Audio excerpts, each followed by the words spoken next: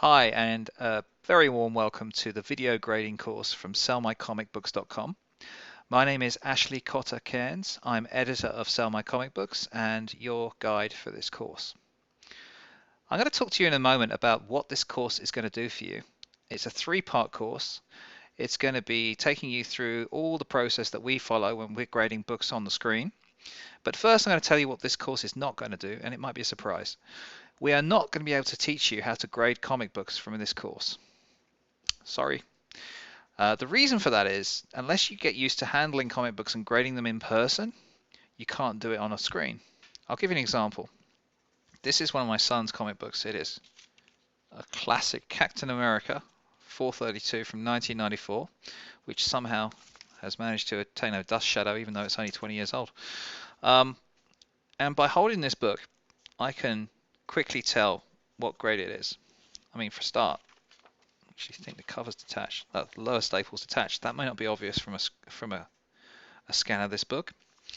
There's plenty of spine stress that probably would show in a scan. There's a tear on the back cover that would show in the scan. But there's plenty of problems with this book that you only see when you hold it at a certain angle, with the light playing on the surface, like a fingernail mark here or a scratch or something that might be hidden in a scan, because when you look at it straight on, it's almost like it's part of the artwork. And the more you handle comic books, the more confident you're going to get at being able to grade something like this. It's probably a 6.5. What you're going to do after taking this course is to be able to look at a book on the screen on eBay, for example, and say, okay, let's give this book a range. At the low end, it's going to be like a 4.5. At the upper end, it's going to be a 6.5. And by using the skills we teach you, you're going to be able to narrow those boundaries down until you finally hone in on which grade the book actually is, hopefully with good accuracy. Once you do that, it's time to decide, is this a good investment or is it a bad investment? That's another topic for another day. What we're going to try and do is get you to the point where you're confident about being able to give a book a range, and we should be fairly conservative. You don't want to be able to say somewhere between half a grade on this side and half a grade on that side. You don't want to be thinking too rigidly because you're going to be too disappointed too often. There's just too many things that can go wrong. And eBay scans are not created equal. If you look at some of the books that I sell on eBay, you'll see very high resolution scans showing, hopefully, all the defects, as many as possible in a scan anyway. I actually have a 3D scanner that can scan the spine, and it even shows curves, which you don't see that often on eBay. Some sellers actually take pictures of the book lying flat and take pictures across both the front and the back, and they show all the close-ups in the corners. But many people just snap a picture with their iPhone or Android phone and upload like that. So you're going to have to get good at looking at those kind of pictures and seeing the telltale signs that there's more than meets the eye here, and learn when it's time to walk away from a book. So what we did initially was we said, okay, let's do, I don't know, 30 videos, and let's just teach people what to look for, some of the defects that could be hidden on a book. And over time, as we did the videos one after another, we realized it was going to have to be way bigger than that.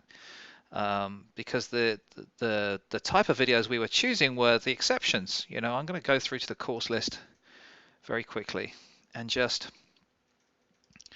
tell you where we were thinking. We were thinking, well, what do we need to talk about? We need to talk about low grade keys, because many of you might be considering an Amazing Fantasy 15 or a Hulk 1 or a Brave and the Bold 28, and you want to learn how to grade those super low grade keys because you can't afford anything better. Well, you know, fair enough. But how do you tell the difference between a 0.5 and a 1? That's a big problem, because the jump could be massive. It could be $3,000 on the table. That's a big difference. You need to be able to learn that skill.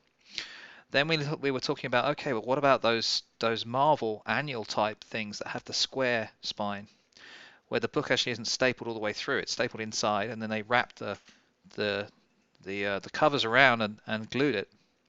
How do you grade those? That's an interesting question. So we did a video about that.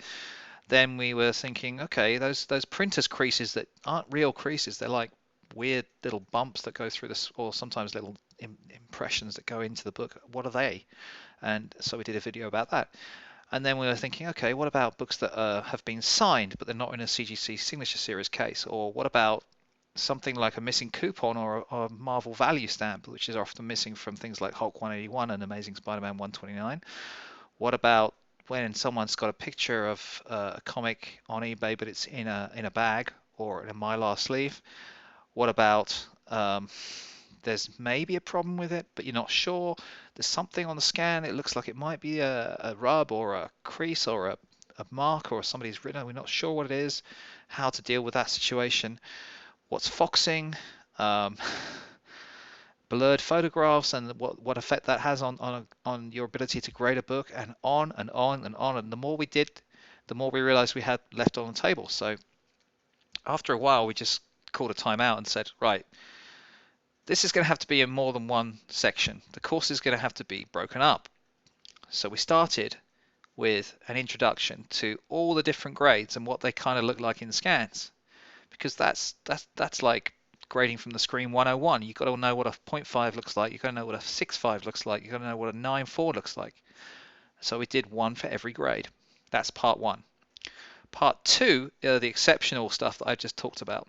So we did a video for everything we could possibly consider, like incomplete scans, the overspray thing where a distributor would spray paint onto the big stack of books, and sometimes that gets onto the books and sometimes it only gets onto the ends of the pages, and so on. So that's part two, which is quite a big part of the course. That's the really major part of the course. When you're kind of comfortable with part one, you graduate to part two, which is, okay, I understand this looks like a 6.5, but it has overspray, or this looks like an 8.5, but it has writing on the cover. You see? Very important. Then part three, I don't know how I got talked into doing part three. Part three is a quiz. So what we have, I think it's kind of cool. What we have is a silent video of me scanning over the book looking for all the faults.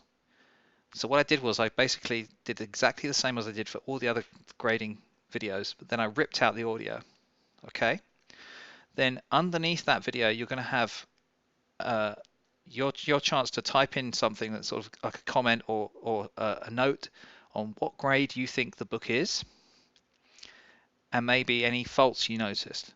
Then the next part will be another video, the same video I just muted, but with my audio back on, so you can hear my thought process. And then at the end of that video, I'm going to count down and then give the grade that I thought it was. And we'll see how well you've done, whether your grade matches my grade. And if it does, by the end of the course, that means you've learned everything you need to know about grading from the screen. Awesome.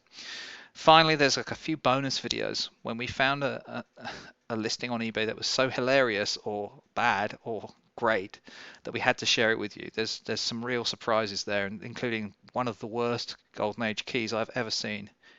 An All Winners 19, which doesn't deserve to be called a comic book, but it's there, it's funny, and there are some quite classic moments on eBay, you know, and the more time you spend there, the more things you see that you think that's really weird, and I just had to share some with you.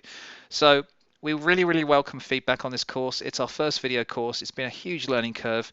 I would like to apologize in advance for some of the quality of the video. In the second part of the course particularly, we upgraded our software. You can see I've bought myself a headset as well.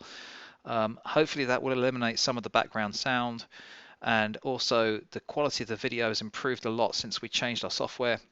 I'm really sorry, it won't happen again. Next course, everything will be all the same. But when we looked at them again, we've realized that the videos are good enough. They teach you what you need to know, and it's not really about the quality of the video, it's the quality of the educational content that's important. So hopefully you can see past that, and we'd really love your feedback. So please just email using the email address that's on the screen now, and I look forward to speaking to you again, and I hope you enjoy the course. Hey, you're going to be a better grader after this, at least from the screen.